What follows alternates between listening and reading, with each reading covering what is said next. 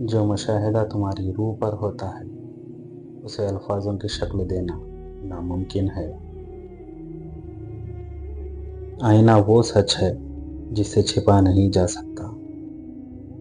اگر تم میں خوبصورتی پوشیدہ ہے تو خوبصورت نظر آؤ گی، اگر نہیں تو انسان تو چاپلوسی کر سکتے ہیں لیکن آئینہ جھوٹ نہیں بول سکتا۔ خواہش ایک بے لگام گھوڑا ہے، اسے اللہ کے ذکر سے ہی قابو کیا جا سکتا ہے۔ اللہ کا دیدار چاہتے ہو تو ابتدا بھی تم اور انتہا بھی۔ ہر کسی میں علم کا پیالہ ایک مقام رکھتا ہے، بشرط یہ کہ اسے وسیع کرنا یا مختصر دونوں تمہارے ہاتھ ہے۔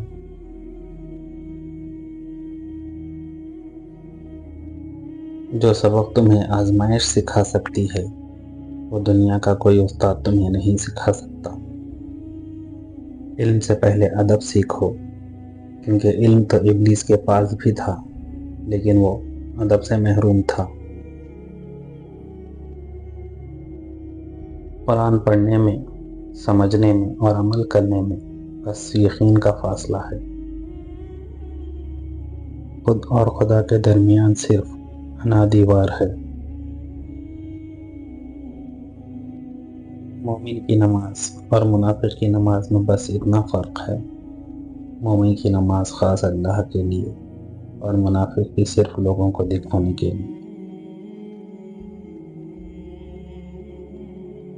عمل بنا قول اور اخلاص بنا عمل دونوں ہی ناقابل قبول ہے۔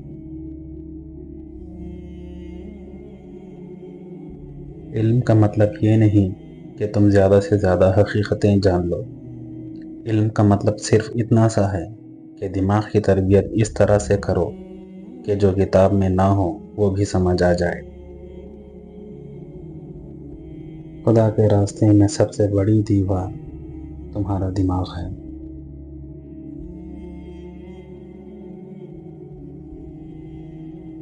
خاکسار کو خاکساری ہے اتنی عزیز کہ اسے دنیا کے ذرے ذرے میں نظر آتی ہے۔